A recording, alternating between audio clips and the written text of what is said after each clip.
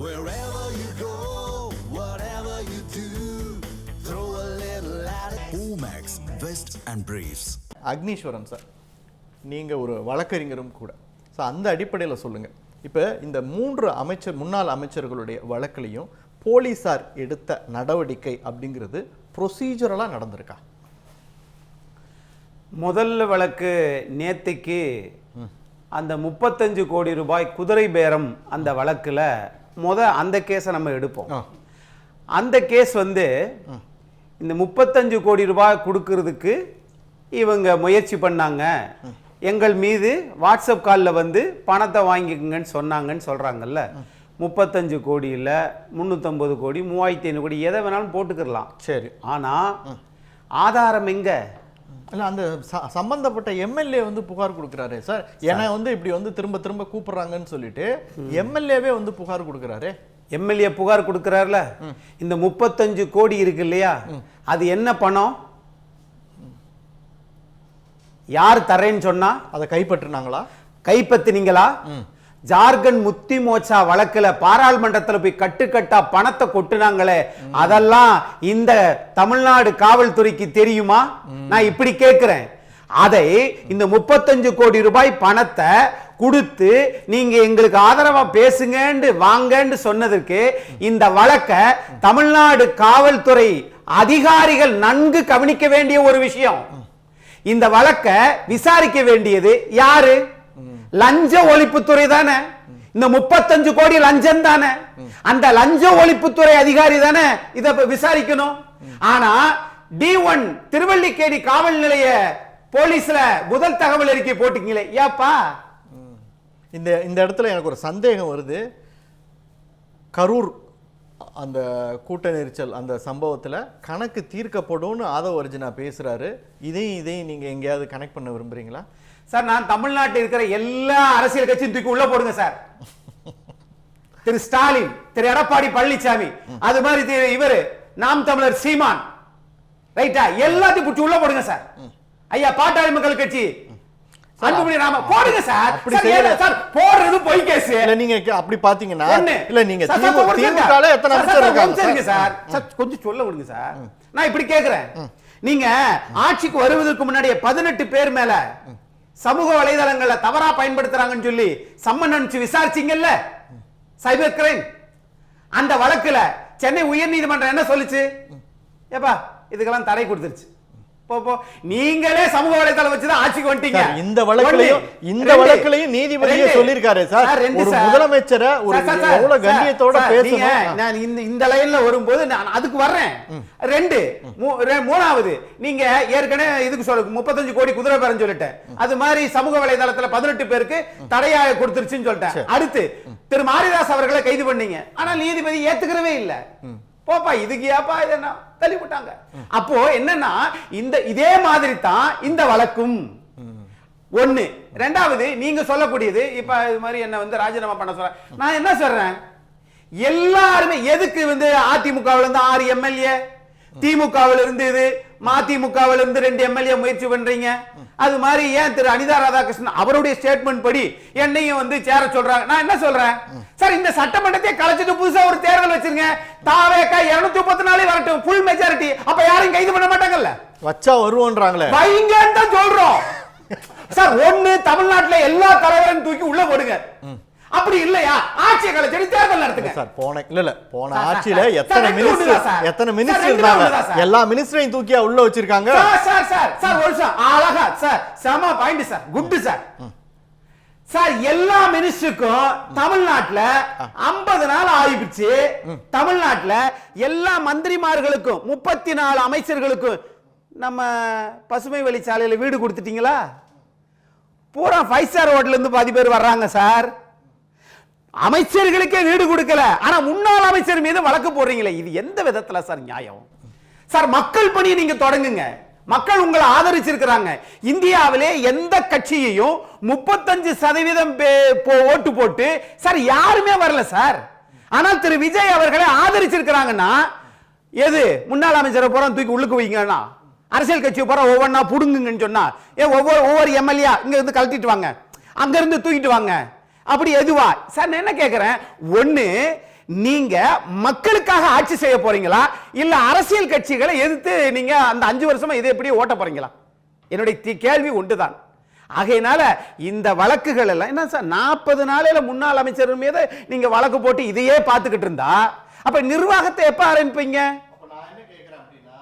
ஒரு அமைச்சர் தவறு இழைத்திருந்தார் அப்படின்னா அவர் முன்னாள் அமைச்சர் அப்படிங்கிறதுக்காக நடவடிக்கை எடுக்காம இருந்துட முடியுமா? அவர் சார் அவங்க என்ன சொல்றாங்க, ஒரு இடத்துல ரோடே போடாம ரோடு போட்டதா செலவு காமிச்சிருக்காங்க அப்படின்றாங்க. அப்ப அந்த அடிப்படையில டிவிஎஸ்சி ஒரு வழக்கை பதிவு பண்ணி அவரை தேடுறாங்க. அவர் இல்ல. நான் என்ன கேக்குறேன்னா அவர் அதை சட்ட ரீதியா எதிர்கொள்ள நடவடிக்கை. நான் ரோடு போட்ட எல்லாமே நாட்டுல சட்டப்படிதான் சார் நடக்குது. எதுவுமே அநியாயமே கிடையாது. ஆனா நீங்க ஒரு வழக்கறிஞர் அப்படி சொல்லிட முடியாது இல்லையா சார்? அதெல்லாம் ரெண்டாவது சார். முதல்ல கில்லி சரத் நடவடிக்கை எடுத்தீங்களா? அமைச்சர் தானே, ரைட்டா? அது மாதிரி ஸ்ரீவைகுண்டம் சரவணன் பாலமுருகன் நடவடிக்கை எடுத்தீங்களா? சரி, மேலூர்ல அமைச்சர் உயர்கல்வித்துறை அமைச்சர் போஸ்கோ வழக்குல புகார் கொடுத்திருக்காங்களே, நடவடிக்கை எடுத்தீங்களா? இல்ல. நிச்சயமா. அப்போ இது எல்லாத்தையும் தாண்டி புதிய தமிழகம் கட்சியினுடைய தலைவர் எப்படி எர்ணாகுளம் நீதிமன்றத்தில் அந்த வழக்கு இருக்கோ அது முடியும் வரை தமிழ்நாட்டில் அவர் அமைச்சராக பதவியேற்க கூடாது, இருக்கக்கூடாதுன்னு சொல்லியிருக்கிறாரு. எந்த அரசியல் கட்சி தலைவரும் தமிழ்நாட்டில் அதை சொல்லலைங்க. ஆக இது இந்த அமைச்சரும் எல்லாம் நாங்க நடவடிக்கை எடுக்க மாட்டோம். அதெல்லாம் சட்டப்படி விசாரணை பண்ணி பண்ணுவோம். ஆனா முன்னாள் அமைச்சர் மட்டும் தூக்கி உள்ளதை போட்டு உள்ளது வச்சிருவோம். அப்படின்னா இது என்னை பொறுத்தளவில் இந்திய திருநாட்டில் மக்கள் அதிகமா உங்களை ஆதரிச்சுட்டாங்க.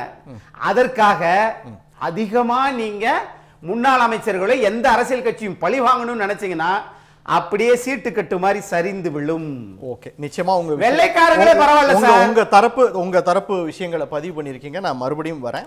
அக்னீஸ்வரன் சார், நீங்க தொடர்ச்சியா திமுக இந்த செய்தியாளர்கள் சந்திப்புல திமுக தலைவர்கள் யாரா இருந்தாலும் சரி அவங்க சொல்றது என்ன அப்படின்னா, இந்த ஆட்சி 6 மாசத்துக்கு மேல தொடர முடியாது, இந்த ஆட்சி 1 வருஷத்துக்கு மேல நிலைக்காது அப்படின்றாங்க. அப்போ தாவேக்கால மினிஸ்டர் என்ன சொல்றாரு அப்படின்னா, அப்ப அங்க ஏதோ ஒரு பிளாட் இருக்கு, இவங்க எதையோ ஒன்று ரெடி பண்ணி வச்சுட்டு இல்லை ஒரு விஷயத்தை செஞ்சுட்டு தான் இது மாதிரி தொடர்ச்சியாக பேட்டி கொடுக்குறாங்க. இவங்களுக்கு எப்படி தெரியும் இந்த ஆட்சி 6 மாதத்துக்கு மேலே தொடராது அப்படிங்கிறார். அப்போது ஒரு கட்டத்தில் நான் என்ன சொல்கிறேன் அப்படின்னா, இது பழிவாங்கல் நடவடிக்கையா இல்லையா அப்படிங்கிறதெல்லாம் ஒரு சைடு நம்ம முன் வச்சுருவோம். இது திமுக டிவிகே ஒரு கோல்டு வார் மாதிரி போயிட்டு இருக்கா? சார் ரொம்ப வருத்தமாக இருக்குது. என்னென்னா உலகத்திலேயே தமிழ்நாடு மட்டும்தான் 24 மணி நேரமும் 365 நாளும் அரசியலை பற்றி மட்டுமே பேசிட்டு இருக்கிறோம் என்ற வேதனை இருக்குது. இளைய தலைமுறையெல்லாம் தமிழ்நாட்டில் மிகப்பெரிய வருத்தத்துக்குரிய இருண்ட வாழ்வாக வாழ்வார்கள். அது ஒன்று. உங்கள் வருத்தம் எனக்கும் இருக்கு ஒன்று. ரெண்டாவது, நாம் இந்த பிரச்சனையில் மேகதாது பிரச்சனையை நம்ம பேச மறந்துட்டோம். பொன்னேரியில் விஷவாயு தாக்கி இது பண்ணாங்களே, அது என்ன நிலைமையில இருக்குது தெரியலைங்க. மின்வெட்டு எடுத்துட்டாங்க. ஆனா அங்க கைது செஞ்சவங்க அங்கேயே வச்சிருக்காங்க. பீகாரை சேர்ந்தவங்க, அவங்கள வெளியில விட்டுட்டாங்களா? அது மட்டும் இல்ல, பாதுகாப்பு நடவடிக்கை எடுத்து இருங்க சார். இப்ப துறை பேசும்போது தப்புன்னீங்க, அவர் நெறியால சரிப்படுத்துவார். நான் என்ன சொல்றேன்னா, மின்வெட்டு இப்ப இன்னைக்கும் நடந்துகிட்டு தான் இருக்குது. ஆனா இந்த மாசத்துல மின் கட்டணம் உயர போகுது. அப்ப மின்வெட்டை சரி செய்யாமல் மின் கட்டணத்தை எப்படி பண்ண போறோம்னு தெரியாம சார் 1 வருஷத்துக்கு மின் கட்டணம் உயர்வு இல்லன்னு சொல்லிட்டாருங்க. நீங்க இன்னைக்கு கூட சொல்லி இருக்கிறாங்க. எப்படி தெரியுமா? நீங்க இந்த ஜூன் மாசத்துல யாரெல்லாம் பதவியிலிருந்து ஓய்வு பெற்று போறாங்களோ கல்வித்துறையில மீண்டும் நம்ம ஓராண்டு அப்படிங்கிறாங்க. சார், நான் தமிழ்நாட்டுல ஏற்கனவே 5 ஆண்டுகள்ல நீங்க தமிழ்நாட்டுல மட்டும் 5 லட்சம் கோடி கடன் வந்துச்சுன்னு திமுக குறை சொன்னீங்களா? அப்ப தமிழ்நாட்டுல இதை நீங்க எக்ஸ்டெண்ட் பண்றீங்களே, 2,45,000 கோடி மின்சாரத்துல வெள்ளை அறிக்கையில சொன்னீங்களே, அதை எப்படி சரி செய்ய போறீங்க? அப்ப கடன் அதிகமா வச்சுட்டு 200 யூனிட் ஃப்ரீன்றீங்களே, எங்க போய் நிக்க போகுது? ஆகவே நீங்க பெண்களுக்கு இலவசமா கொடுத்தீங்களா எல்லா பேருந்தும்? ஆகையினால இத பத்தி எல்லாம் யாரும் பேசிராதீங்க. அதாவது இத பத்தி எல்லாம் பேசிராதீங்க. ஆர்லேக்கர் இன்னைக்கு ஆய்வுக்கு போறாரு. இத பத்தி எல்லாம் யாரும் பேசிராதீங்க. இந்த கைது பழி வாங்கும் படலம் அது மாதிரி அதிமுகவில இருந்து கொண்டு வர்றது இந்த வேலையை பார்த்துட்டு நான் கேக்குறேன் சார், நான் கேக்குறேன் அரசியலமைப்பு சட்டத்துல சட்ட ரீதியாக ஒரு தவறு நடந்தால் அதிமுகல இருந்து போறாங்க நீங்க அது அவங்களா விருப்பப்பட்டு வருதுன்னு அவர் சொன்னார். நான் என்ன சொல்றேன் சார், நான் என்ன சொல்றேன், அதிமுகவுக்கு பொதுச் செயலாளரை விஜய் ஆக்கிருங்கிறேன் சார். தயவு செய்து நிர்வாகத்தை பாருங்க சார். நீங்க கட்சியில ஆள் பிடிக்கிற வேலையை பார்த்துருந்தீங்கன்னா 5 வருஷம் இதைத்தான் பார்க்க போறீங்களா? நான் ஒரு கேட்கிறேன், ஒரு தவறு நடந்தால் காவல் நிலையத்துக்கு போறோம், புகார் அளிக்கிறோம், முதல் தகவல் அறிக்கை, அவங்க வந்து விசாரணை கூப்பிடுவாங்க, கைது பண்ணுவாங்க, நீதிமன்றத்தில். நான் கேட்கிறேன், நீங்க ஏன் நீதிமன்றத்துக்கு போறீங்கன்னு கேக்குறீங்களே, முன்ஜாமீனுக்கு ஏன் அனிதா ராதாகிருஷ்ணன் போனாருன்னு கேக்குறீங்களே, கரூர் சம்பவத்துக்கு தாவே கணவனர் ஏன் முன்ஜாமீனுக்கு போனீங்க? நியாயமான கேள்விதான்.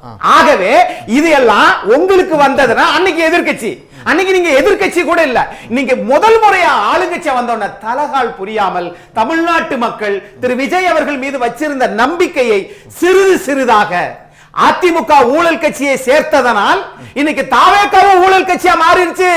தயவு செய்து மாத்தி நீங்க வந்து நாம சுத்தம் நினைச்சிடாதீங்க. நீங்க திமுகவுக்கு நீ தீய சக்தி, ஆனா திமுகவுக்கு போட்ட ஓட்டையா வச்சுதான் இன்னைக்கு 108 இருந்தவர்கள் 141 வந்திருக்கிறாங்க. எப்படி இந்த 141 வந்துச்சு? ஆகவே தமிழ்நாடு என்பது மிகவும் தரங்கெட்ட அரசியல் தமிழ்நாட்டில் நடக்கிறது. இது தமிழ்நாட்டு எதிர்காலத்துக்கு நல்லதில்ல.